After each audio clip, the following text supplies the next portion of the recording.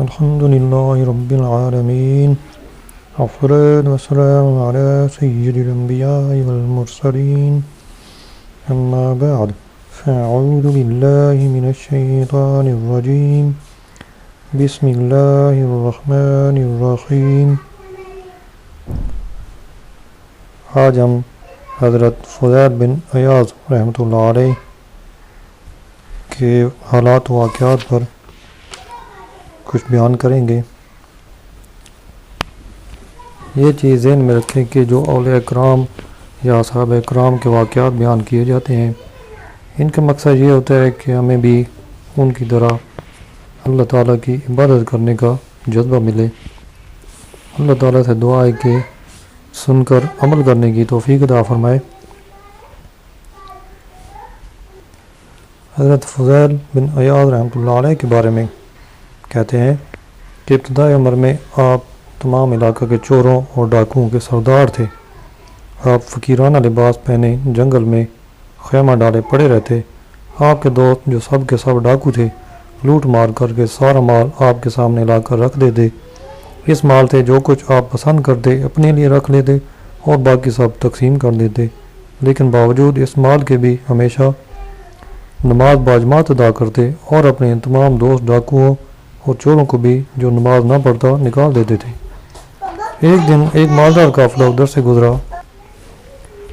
جب اہل قافلہ نے ڈاکوؤں کو دیکھا تو ان میں سے ایک شخص نے، جس کے پاس کچھ نقدی تھی، نقدی کو بچانے کے خیال سے وہ قافلے سے علیحدہ ہوا تاکہ جنگل میں کسی جگہ دفن کر دے. جو ہی وہ قافلے سے علیحدہ ہوا اس نے آپ کو ایک زاہد مرتاد، کیونکہ آپ زاہدوں کا لباس بیٹھے رہا کرتے تھے، سمجھ کر تمام حال آپ سے بیان کر دیا اور روپیہ امانت رکھ دیا. چنانچہ آپ کے فرمان کے مطابق وہ شخص ایک جگہ روپیہ رکھ کر قافلہ میں جا ملا. ڈاکو نے قافلے کو خوب لوٹا. جب ڈاکو واپس چلے گئے تو آدمی اپنی امانت کو واپس لینے کی غرض سے آپ کے خیمہ کی طرف گیا، مگر وہاں جا کر کیا دیکھتا ہے کہ ڈاکوؤں کو آپ لوٹ کا مال تقسیم کر رہے ہیں. اس نے کہا، افسوس، میں نے اپنا روپیہ خود ایک ڈاکو کے حوالے کر دیا. لیکن آپ نے اس آدمی کو دور سے دیکھ کر اشارہ کیا. چنانچہ وہ ڈرتا آپ کے پاس گیا. آپ نے پوچھا کیا چاہتا ہے؟ اس نے کہا، اپنی امانت اگر واپس مل جائے. آپ نے کہا، جہاں رکھی تھی وہیں سے جا کر اٹھا لے. چنانچہ اس نے روپیہ لے کر فوراً قافلے کی طرف رخ کیا. آپ کے دوستوں نے کہا کہ اللہ نے، کیا آپ نے روپیہ کیوں واپس کیا؟ فرمایا کہ اس شخص نے مجھ پر نیک گمان کیا تھا اور میں بھی اللہ تعالیٰ پر نیک گمان رکھتا ہوں. کچھ دن کے بعد آپ نے ایک اور قافلہ لوٹا. جب کھانے پر بیٹھے تو قافلے کے ایک آدمی نے آپ سے پوچھا کہ کیا تمہارا کوئی سردار نہیں ہے؟ ڈاکو نے کہا کہ سردار تو ہے، مگر اس وقت دریا کے کنارے نماز پڑھ رہا ہے. اس نے کہا کہ اب تو کسی نماز کا وقت نہیں کہ نفل پڑھ رہا ہے. اس نے پھر پوچھا کہ وہ کھانے میں کیوں شریک نہیں ہوا؟ کہا کہ وہ روزے رکھتا ہے. اس آدمی کو تعجب ہوا اور کہا کہ مجھے اس کے پاس لے چلو. چنانچہ وہ لوگ اس آدمی کو آپ کے پاس لائے تو اس نے کہا کہ نماز، روزہ اور چوری کا آپس میں کیا تعلق؟ آپ نے فرمایا کہ تو قرآن کریم جانتا ہے؟ اس نے کہا کہ ہاں. تب آپ نے فرمایا کہ تو نے یہ آیت نہیں پڑھی؟ پھر آپ نے ایک آیت پڑھی تو وہ آدمی حیران رہ گیا. نقل ہے کہ آپ بہت صاحب مروت تھے، اگرچہ ڈاکہ ڈالا کرتے تھے. کمزوروں، ضعیفوں اور عورتوں پر ہمیشہ رحم کرتے اور حتی الامکان ان کی کچھ خدمت کرتے. محتاجوں پر خاص شفقت کرتے. ابتدا میں آپ ایک عورت پر عاشق تھے. تمام مال جو آپ کے حصہ میں آتا اس کو دے دیتے. آپ کے توبہ کرنے کا قصہ کچھ یوں ہے کہ ایک رات قافلہ لوٹنے کی غرض سے آپ کے ساتھی گئے ہوئے تھے. جب وہ قافلہ آپ کے نزدیک سے گزرا تو ایک شخص قرآن شریف کی تلاوت کر رہا تھا. اس نے ایک آیت سنی تو اس وقت اس کی زبان پر تھی تو جو آپ کے کانوں تک پہنچی. مان سنتے ہی آپ کے دل پر ایک سخت چوٹ لگی اور کہنے لگا، فضیل، تو کب تک راضی نہیں کرتا رہے گا؟ فریاد کرتے ہوئے کہا کہ اب توبہ کا وقت آ گیا ہے.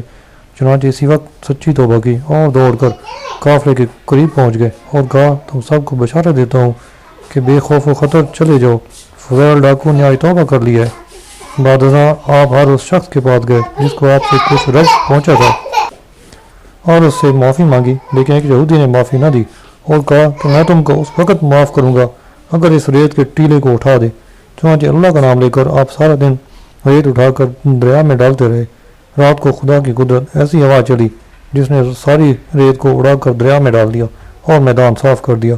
پھر یہودی نے کہا کہ جب تک تو میرا مال نہ دے گا میں معاف نہ کروں گا، لیکن شرط تو نے پوری کر دی ہے، اس لیے یہ شرط بھی پوری کرنے کے لیے میرے سرانے کے نیچے سے زر کی تھیلی اٹھا کر مجھے دے دے۔ چنانچہ آپ نے ایسا ہی کیا، تھیلی پکڑ کر یہودی کو دے دی۔ بعد ازاں یہودی نے کہا جانے سے پہلے مجھے مسلمان کرو، پھر تجھ کو معاف کروں گا۔ چنانچہ آپ نے اس کو کلمہ شہادت پڑھا کر مسلمان کیا اور اس نے بھی آپ کو معاف کر دیا۔ پھر یہودی نے کہا کیا تم جانتے ہو میں کیوں مسلمان ہوا؟ آپ نے فرمایا کہ نہیں۔ یہودی نے کہا کہ میں نے توریت میں پڑھا ہے کہ جو شخص سچی توبہ کرتا ہے وہ اگر مٹی پر ہاتھ ڈالتا ہے تو وہ سونا بن جاتی ہے۔ خدا کی قسم میرے سرانے مٹی کی تھیلی بھری ہوئی تھی، لیکن جب وہ تھیلی تم نے مجھے دی وہ سب سونے میں تبدیل ہو چکی تھی۔ میں نے آزمائش کرنے کے لیے ایسا کیا تھا، مجھے معلوم ہو گیا کہ تمہارا مذہب برحق ہے۔ ایک دفعہ آپ نے ایک شخص سے کہا کہ میں مجرم ہوں اور بہت ہی سخت سزا کا مستحق ہوں، مجھے بادشاہ کے سامنے پیش کرو تاکہ شرعی حد مجھ پر جاری کرے۔ چنانچہ اس شخص نے آپ کو بادشاہ کے سامنے پیش کیا۔ بادشاہ نے آپ کو دیکھ کر نہایت عزت کے ساتھ واپس گھر بھیج دیا۔ جب آپ اپنے دروازے پر پہنچے تو آواز دی۔ آپ کی بیوی نے آپ کی آواز میں تغیر دیکھ کر خیال کیا کہ شاید کہیں زخم آیا ہے۔ پوچھا کہاں زخم لگا؟ فرمایا کہ دل اور جان پر۔ اس کے بعد اپنی توبہ کا سارا ذکر سنا کر کہا کہ میں مکہ معظمہ کی طرف جاتا ہوں، اگر تم چاہو تو میں تم کو آزاد کر دوں۔ آپ کی بیوی نے کہا ایسا نہیں ہو سکتا، میں ہر حال میں آپ کی خدمت کروں گی۔ چنانچہ اہل و عیال سمیت آپ مکہ معظمہ آ گئے اور مجاور بن گئے۔ تمام اولیاء کبار سے فیض حاصل کیا۔ ایک عرصہ تک امام ابو حنیفہ کی خدمت میں رہ کر کامل ہوئے۔ چنانچہ پھر مکی لوگ آپ سے فیض حاصل کرنے کے لیے آپ کے پاس آتے۔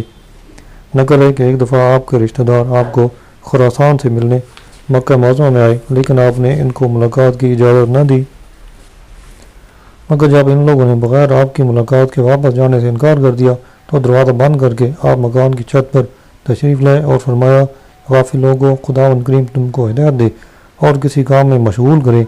یہ لفظ سنتے ہی وہ سب گر پڑے اور انجام کار مایوس ہو کر واپس خراسان کو چلے گئے، لیکن آپ بدستور عرصہ تک روتے رہے۔ منقول ہے کہ خلیفہ ہارون رشید نے اپنے وزیر فضیل برمکی کو ایک رات کہا کہ مجھے کسی صاحب دل مرد خدا کے پاس لے چلو، کیونکہ میری طبیعت اس شان و شوکت سے اکتا گئی ہے، میں کچھ روحانی آرام اور سکون حاصل کرنا چاہتا ہوں۔ چنانچہ فضیل خلیفہ کو امرا لے کر سفیان عینیہ کے در و دولت پر حاضر ہوا اور دروازہ کھٹکھٹایا۔ آواز آئی کون ہے؟ جواب ملا کہ امیر المومنین۔ تب سفیان نے کہا کہ تم نے مجھے پہلے کیوں نہ خبر دی تاکہ میں ان کی خدمت میں حاضر ہو گیا ہوتا۔ خلیفہ نے یہ سنتے ہی کہا کہ جس صاحب دل کی مجھے تلاش ہے یہ ان میں سے نہیں۔ چنانچہ یہ الفاظ سن کر سفیان نے کہا کہ امیر المومنین کو فضیل بن ایاز رحمۃ اللہ علیہ کے پاس جانا چاہیے۔ چنانچہ خلیفہ اور وزیر دونوں نے آپ کا دروازہ آ کر کھٹکھٹایا۔ اندر سے آواز آئی کون ہے؟ جواب ملا امیر المومنین۔ پھر آپ نے کہا امیر المومنین کو میرے ساتھ کیا کام ہے اور مجھے امیر المومنین سے کیا مطلب؟ میری توجہ کو تبدیل نہ کیجیے۔ فضیل برمکی نے کہا کہ صاحب عمرہ کی اطاعت واجب ہے۔ آپ نے کہا کہ مجھے تکلیف نہ دو۔ پھر فضیل برمکی نے کہا کہ اجازت سے اندر ہے یا حکم سے؟ آپ نے کہا اگر آپ حکم سے آنا چاہتے ہیں تو یہ تمہاری مرضی۔ چنانچہ امیر المومنین اندر داخل ہوئے، لیکن آپ نے فوراً شمع کو گل کر دیا تاکہ ان کا چہرہ نظر نہ آئے۔ اسی اثناء میں خلیفہ کا ہاتھ آپ کے ہاتھ سے چھو گیا۔ آپ نے فرمایا ہاتھ کیسا نرم ہے، بشرطے کہ دوزخ سے بچا رہے۔ یہ کہہ کر آپ نماز کے لیے کھڑے ہوئے۔ جب آپ نے سلام پھیرا تو امیر المومنین نے کہا کہ کچھ تو بات کیجیے۔ آپ نے فرمایا تمہارا باپ رسول کریم صلی اللہ علیہ وسلم کا چچا تھا، اس نے درخواست کی کہ مجھے کسی قوم پر حاکم کر دیں۔ چنانچہ حضرت محمد صلی اللہ علیہ وسلم نے ارشاد فرمایا کہ میں نے تم کو تمہارے نفس پر امیر کیا، کیونکہ حکومت قیامت کے دن ندامت کا موجب ہوگی۔ خلیفہ نے کہا کہ کچھ اور ارشاد فرمائے۔ آپ نے کہا کہ حضرت عمر بن عبدالعزیز کو تخت خلافت پر بٹھایا گیا تو آپ نے چند اکابرین کو بلا کر کہا کہ مجھے اس اہم بوجھ کے نیچے دبا دیا گیا ہے، اب میری رہائی کی کیا تدبیر ہے؟ آپ نے فرمایا اگر تم کل قیامت کو مخلصی حاصل کرنا چاہتے ہو ہر ضعیف عمر مسلمان کو اپنا باپ سمجھو، جوانوں کو اپنا بھائی اور چھوٹوں کو اپنے بیٹے تصور کرو، عورتوں کو ماں بہن اور بیٹی سمجھو اور ان سے ایسا ہی سلوک کرو۔ یہ سن کر خلیفہ نے کہا کہ کچھ اور ارشاد فرمائے۔ آپ نے فرمایا تمام اسلامی علاقہ تمہارا گھر ہے اور رعایا اولاد، والدین کے ساتھ احسان، بھائیوں کے ساتھ محبت اور اولاد کے ساتھ نیکی کرو، مجھے ڈر ہے کہ تمہارا خوبصورت جسم دوزخ کی آگ میں نہ جلے۔ خلیفہ نے کہا کچھ اور ارشاد فرمائے۔ آپ نے فرمایا کہ خدا سے ڈرو اور قیامت کے جواب دہی کے لیے اپنے آپ کو تیار رکھو، تو اسے ایک ایک آدمی کے متعلق سوال کیا جائے گا۔ اگر کسی گھر میں کوئی عاجز عورت رات کو بھوکی سوئی تو قیامت کے روز تمہارا دامن پکڑے گی۔ خلیفہ ان باتوں کو سن کر روتا رہا یہاں تک کہ بے ہوش ہو گیا۔ یہ حالت دیکھ کر فضیل برمکی نے کہا اب بس کرو، تم نے تو امیر المومنین کو مار ہی ڈالا۔ آپ نے فرمایا اے حمان چپ رہ، میں نے اس کو نہیں مارا بلکہ تم نے اور تمہاری قوم نے اس کو مارا ہے۔ یہ بات سن کر خلیفہ کی گریہ زاری اور بڑھ گئی اور اپنے وزیر سے کہا کہ مجھے فرعون سمجھتے ہیں اس لیے تجھ کو حمان کے نام سے مخاطب کیا۔ پھر خلیفہ نے آپ سے پوچھا کہ کیا آپ کی کوئی حاجت ہے؟ آپ نے فرمایا ہاں، خدا کا مقروض ہوں اور قرض اس کی عبادت و اطاعت۔ خلیفہ نے کہا میرا مطلب مخلوق کے متعلق تھا۔ آپ نے فرمایا کہ خدا کا شکر ہے کہ اس کی بخشی ہوئی نعمت کافی ہے اور کوئی حاجت نہیں۔ اس کے بعد خلیفہ نے 1000 کی تھیلی نظر کی اور کہا یہ تھیلی وجہ حلال سے ہے، قبول فرمائے۔ آپ نے جواب دیا کہ افسوس میری ساری نصیحت بیکار گئی، تم پر ذرا بھی اثر نہیں ہوا۔ میں تجھ کو نجات کی طرف بلاتا ہوں اور تو مجھے ہلاکت میں ڈالنا چاہتا ہے۔ یہ سب حقداروں کو دینا چاہیے اور تو اس کو دیتا ہے جس کو نہ دینا چاہیے۔ ایک دن آپ میدان عرفات میں کھڑے خلق خدا کے نظارہ میں مصروف تھے۔ آپ نے نظارہ دیکھ کر کہا کہ اگر اس قدر لوگ کسی بخیل کے ہاں چلے جائیں اور اس سے زر طلب کریں تو وہ ان لوگوں کو ناکام واپس نہ کرے۔ بس اے خداوند تو کریموں کا کریم ہے اور ان لوگوں کی بخشش ایک معمولی سی بات ہے، امید ہے کہ تو ان سب کو بخش دے گا۔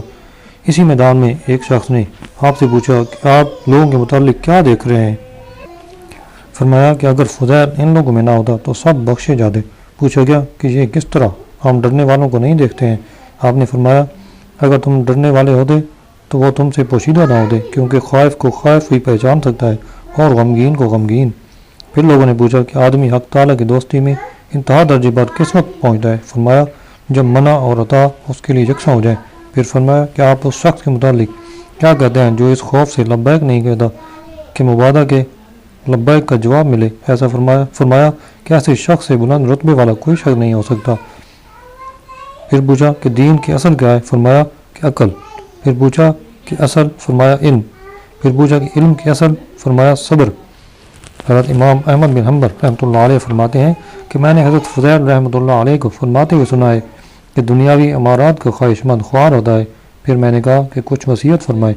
آپ نے کہا کہ تابع بنو، متبوع رہو کیونکہ یہ پسندیدہ ہے۔ حضرت بشر رافی رحمۃ اللہ علیہ فرماتے ہیں کہ میں نے آپ سے پوچھا زہد بہتر ہے یا کہ رضا؟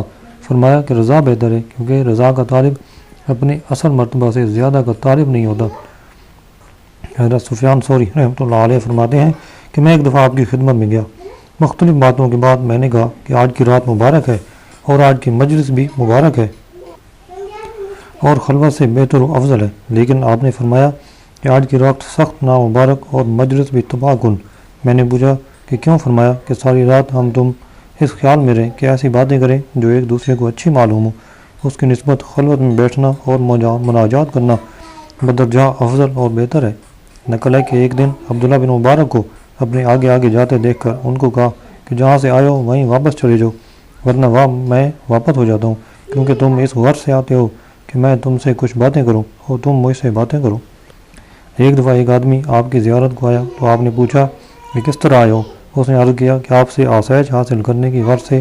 آپ نے فرمایا کہ یہ وحشت کی بات ہے، تم اس لیے آئے ہو کہ مجھے فریب دو اور میں جھوٹ بول کر تم کو فریب دوں، واپس تشریف لے جائیے۔ پھر فرمایا کہ میں چاہتا ہوں کہ میں بیمار ہو جاؤں تاکہ نماز باجماعت ادا نہ کرنی پڑے اور نہ لوگوں کو دیکھوں۔ پھر فرمایا کہ اگر ممکن ہو تو ایسی جگہ جاؤ جہاں نہ تم کو کوئی دیکھ سکے اور نہ تم کسی کو دیکھ سکو، اور یہ اچھی بات ہے۔ فرمایا کہ وہ شخص مجھ پر احسان کرتا ہے جو میرے پاس سے گزرتا ہے لیکن سلام نہیں کرتا، اور اگر بیمار ہوں تو عیادت کو نہ آئے۔ پھر فرمایا کہ جب رات چھا جاتی ہے تو میں خوش ہوتا ہوں کہ خلوت کا موقع نصیب ہوا، ورنہ صبح ہونے پر اداس اور غمگین ہو جاتا ہوں، کیونکہ اندیشہ ہوتا ہے کہ لوگ آئیں گے اور تشویش میں مبتلا کریں گے، اور جو شخص خلوت اور تنہائی سے دکھ اٹھاتا ہے وہ سلامتی سے بعید ہے۔ پھر فرمایا جو شخص خدا سے ڈرتا ہے تمام جان اس سے ڈرتا ہے، جو شخص خدا سے نہیں ڈرتا اس سے کوئی چیز نہیں ڈرتی۔ پھر فرمایا کہ خوف خدا کسی بندے پر اس کے علم کے مطابق ہوتا ہے اور زہد اس کی رغبت کے موافق ہوتا ہے۔ فرمایا کہ ابن سیرین رحمۃ اللہ علیہ سے زیادہ خدا سے امید اور خوف رکھنے والا میں نے نہیں دیکھا۔ پھر فرمایا کہ اگر تمام دنیا میرے لیے حلال کر دی جائے تو بھی میں اس سے ایسی شرم رکھوں جیسے تم لوگ مردار سے رکھتے ہو۔ پھر فرمایا کہ اللہ تعالیٰ نے بدیوں کو ایک مکان میں جمع کر دیا اور اس مکان کے دروازے کی چابی دشمن دنیا کو بنا دیا۔ پھر فرمایا کہ دنیا کو شروع کرنا آسان ہے لیکن اس سے عہدہ بنا ہو سکنا مشکل کام ہے۔ فرمایا کہ دنیا ایک پاگل خانہ ہے اور لوگ دیوانوں کی مانند ہے۔ پھر فرمایا خدا کی قسم اگر آخرت مٹی کی ہوتی اور دنیا سونے کی ہوتی مگر فانی تو بھی لازم تھا کہ لوگوں کی رغبت مٹی کی طرف جو باقی ہے ہوتی، لیکن افسوس کہ آخرت سونے کی ہے اور باقی اگرچہ دنیا مٹی کی اور فانی، باوجود اس کے لوگوں کی توجہ آخرت کی طرف نہیں ہے۔ پھر فرمایا کہ دنیا کی کوئی چیز کسی انسان کو نہیں دی جاتی جب تک کہ آخرت کے توشے میں سے کچھ کم نہیں کر لیا جاتا۔ فرمایا کہ نرم کپڑے اور لذیذ کھانے کی عادت نہ ڈالو کیونکہ کل کو اس کی لذت اور عادت سے محروم کیے جاؤ گے۔ فرمایا کہ اللہ تعالیٰ نے تمام پہاڑوں پر وحی نازل نہ کی۔ اللہ تعالیٰ نے کہا ایک پر اپنے پیغمبر کے ساتھ کلام کروں گا، چنانچہ سب پہاڑوں نے اپنی بلندی پر فخر کیا مگر کوہ طور نے کوئی غرور نہ کیا۔ اللہ تعالیٰ نے کوہ طور پر ہی موسیٰ علیہ السلام سے کلام کیا کیونکہ اس کی عاجزی اللہ کو پسند آئی۔ پھر فرمایا 3 چیزوں کو تلاش نہ کرو کیونکہ وہ نہیں مل سکتی۔ ایسا علم جس کا میزان پر پورا اترے، اگر تم ایسا علم تلاش کرتے رہو گے تو بے علم رہ جاؤ گے۔ دوسرے ایسا عمل مت ڈھونڈو جو مخلص نہ ہو ورنہ بے عمل رہ جاؤ گے۔ تیسرے بے عیب بھائی کو تلاش نہ کرو ورنہ بغیر بھائی کے رہ جاؤ گے۔ پھر فرمایا اللہ تعالیٰ ایسے آدمی پر لعنت بھیجتا ہے جو زبان سے تو کسی کو دوست کہتا ہے مگر دل میں اس کا دشمن ہے۔ فرمایا کہ عمل حق کو دنیا کے لیے دوست رکھنا اور خلق کے لیے عمل کرنا شرک ہے، اور اخلاص یہ ہے کہ اللہ تعالیٰ ان دونوں باتوں سے محفوظ رکھے۔ فرمایا کہ اگر میں قسم کھا کر کہوں کہ میں ریاکار ہوں تو اس کی نسبت بہتر ہے کہ میں کہوں کہ میں ریاکار نہیں۔ فرمایا کہ جو شخص اللہ تعالیٰ کو اچھی طرح جانتا ہے وہی اچھی طرح اس کی عبادت کر سکتا ہے۔ جوان مردی یہ ہے کہ کسی سے کسی قسم کی مدد کا طالب نہ ہو۔ توکل یہ ہے کہ سوائے حق تعالیٰ کے کسی سے امید نہ رکھے اور نہ کسی سے ڈرے۔ متوکل وہ ہے جس کو اللہ تعالیٰ پر یقین اور اعتبار کامل ہو۔ فرمایا کہ اگر کوئی تو اسے پوچھے کہ کیا تو اللہ تعالیٰ کو دوست رکھتا ہے تو جواب نہ دے بلکہ چپ رہے، کیونکہ اگر انکار کرے گا تو کافر ہوگا اور اقرار کی صورت میں تیرے افعال دوستوں جیسے نہیں اور پھر یہ جھوٹ بات ہوگی۔ فرمایا کہ اگر خدا تعالیٰ مجھے کہے کہ تیری ایک دعا قبول کرے گا تو مانگ کیا مانگتا ہے، تو میں اپنی نسبت بادشاہ کے حق میں دعا کروں گا، کیونکہ بادشاہ کی اصلاح سے خلق خدا کی اصلاح ہوگی اور میری اصلاح سے میں ہی فائدہ اٹھا سکتا ہوں۔ فرمایا کہ 2 خصلتیں آدمی کے دل کو فاسد کر دیتی ہیں، بہت کھانا اور بہت سونا۔ روایت ہے کہ ایک دفعہ کسی خوش الہان قاری نے قرآن کریم کی کوئی آیت شریف آپ کے سامنے پڑھی۔ آپ نے فرمایا کہ اس قاری کو میرے فرزند کے سامنے لے جاؤ، اور ساتھ ہی قاری کو ہدایت کر دی کہ سورہ القاریہ کی تلاوت نہ کرے کیونکہ میرا لڑکا قیامت کے متعلق کچھ سن سکنے کی طاقت نہیں رکھتا۔ مگر دانستہ طور پر قاری نے آپ کے صاحبزادے کے سامنے سورہ القاریہ کی تلاوت فرما دی۔ بس سورہ سنتے ہی اس نے ایک نعرہ مارا اور وفات پا گیا۔ آپ کے وفات کے وقت آپ کی 2 بیٹیاں زندہ تھیں۔ آپ نے اپنی بیوی کو وصیت فرمائی کہ میرے کفن دفن سے فارغ ہونے کے بعد ان دونوں لڑکیوں کو ابو قبیس پر لے جانا اور آسمان کی طرف منہ کر کے کہنا کہ خداوند فضیل نے اپنی مقدور کے موافق ان پناہ گزینوں کو اپنے پاس رکھا، لیکن اب جب کہ تو نے اس کو قبر میں کر دیا ہے تو وہ ان پناہ گزینوں کو واپس تیرے حوالے کرتا ہے۔ چنانچہ آپ کی بیوی نے ایسا ہی کیا۔ ابھی آپ کی اہلیہ مناجات ہی کر رہی تھی کہ وہاں سے امیر یمن کا گزر ہوا، جس نے تمام حال پوچھ کر لڑکیاں کفالت میں لے لی اور ان کی رضامندی سے ان کا نکاح اپنے دونوں بیٹوں سے کر دیا۔